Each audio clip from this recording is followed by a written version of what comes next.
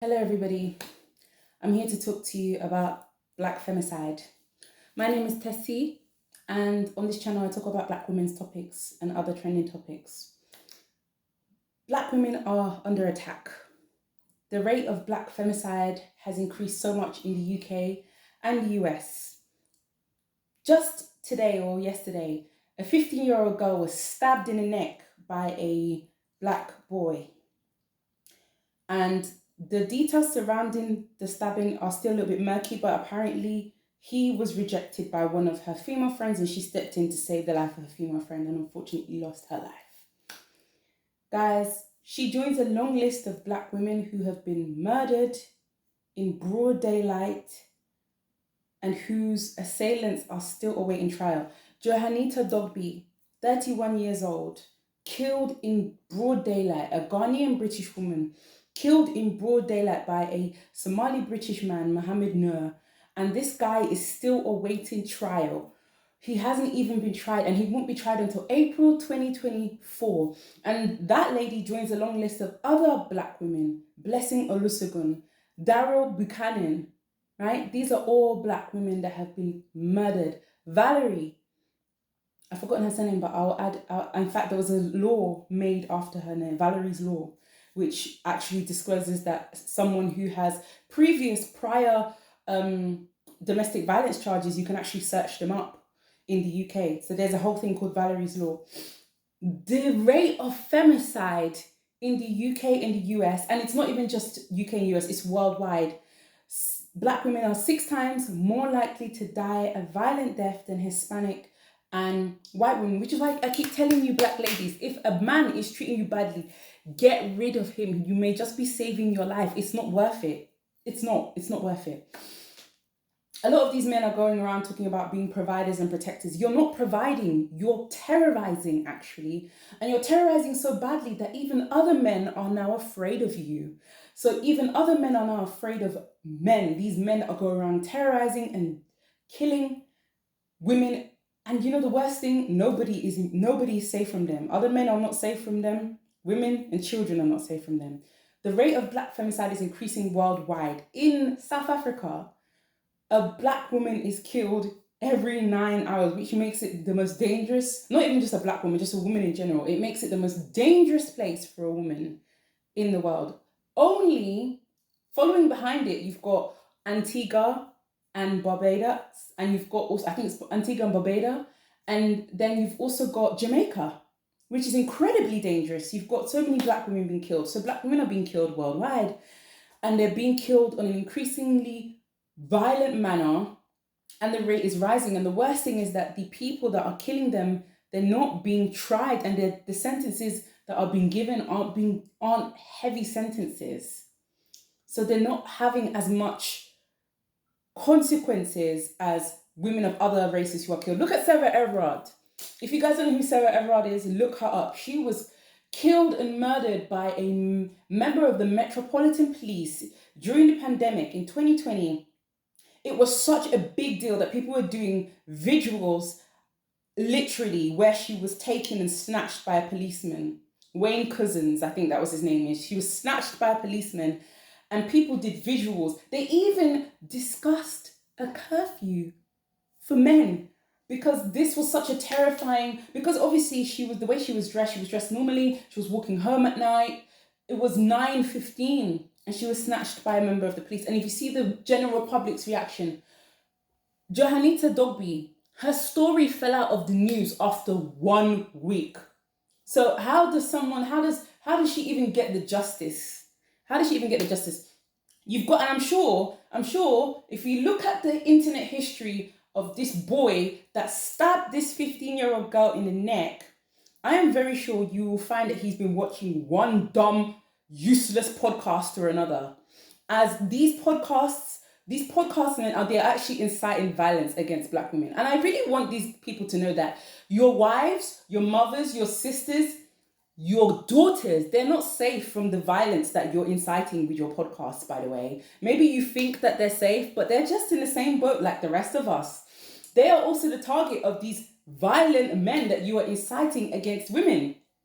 The femicide rate for Black women is increasing so badly, and I really need women to. I need Black women and just women in general to stay away from these violent, angry men. Men always go, "Oh, women are emotional." No, you are emotional. You can't control your anger because they forget that anger is an emotion. You can't control your aggression. You're scaring other men. You're not just scaring women and children anymore. You're scaring other men. You know the brick incident recently with the lady that had the brick smashed in her face, and you saw all those guys. I think it happened in Atlanta, and it was all over the internet. And you saw the guy going, "Oh, you know, why should we protect you?" I think a lot of these men were actually terrified themselves of the guy who smashed the brick on her face. Now, obviously, it turned out that, you know, she wasn't 100% credible, but it was so easy for people to believe and to, you know, to not support her. It was so easy.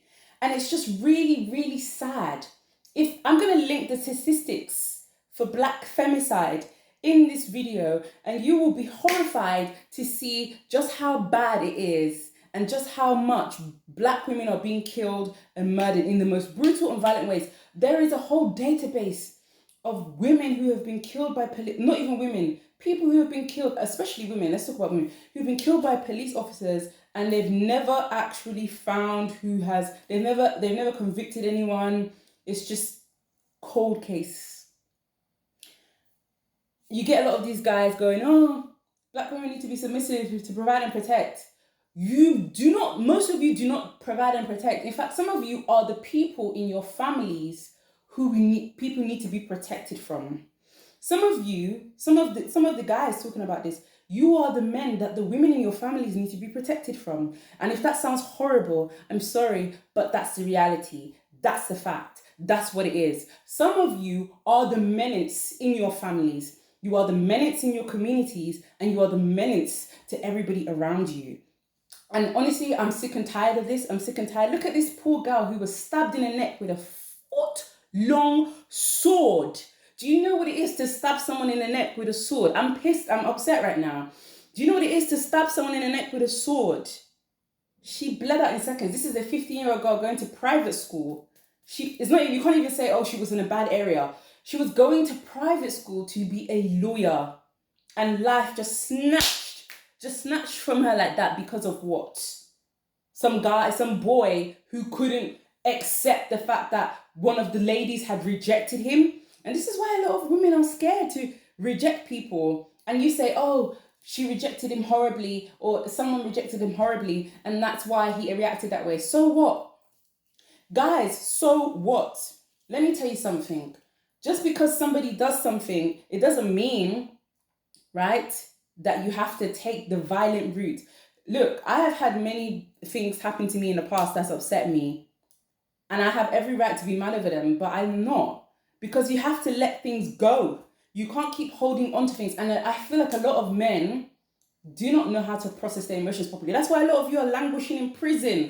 They talk about, "Oh, innocent men are in prison." No, the majority of the men in prison, they belong there. They belong there. They've done the crime. Yes, there are some innocent people, absolutely, there's some innocent people in prison, right? But the majority of them, they've done the crime. So that's where they are. They did that, so that's where they are. And this idea that there's a lot of people that are in prison that are innocent, no, it's really not so. Maybe you wish it was, but it's just not. It's just so ridiculous. The rate of violence increasing against Black women. I really want Black women to be very careful, who you let into your life. The kind of media they consume. Look at the kind of media they consume. I do not have affiliation or friendship with anyone who watches any kind of useless podcast or any kind of nonsense. I don't watch that. I don't fill my brain with that nonsense. Greg is so good. He treats me so well. When we came back, we've just come back from the most fantastic, incredible trip of a lifetime, right? We were just eating and drinking our lives away. When we came back when we were on our way, because we went to visit the Ukrainian border, right? This is what we call provision. I'm gonna show you what it really means for a man to protect and provide for you. When we came back from the Ukrainian border, On our way back, well, it wasn't the Ukrainian border, it was the Polish border of, between Poland and Ukraine, because Greg's hometown is between Poland and Ukraine, the border right between Poland and Ukraine. When we came back, right, we were stopped by the Polish border patrol. I think they're like Polish/Ukrainian border patrol. And Greg told me, don't even say anything. I'll handle it, babe. Just wait in the car and I'll sort everything out. And he just made me feel so comfortable. I didn't even know. As far as I'm concerned, we could have been stopping for petrol for all I knew. We could have been stopping for petrol. He just made me feel so comfortable. And he handled it. And within 5 minutes, we were gone. That is provision and protection, not banging on YouTube videos. Provide and protect and be submissive.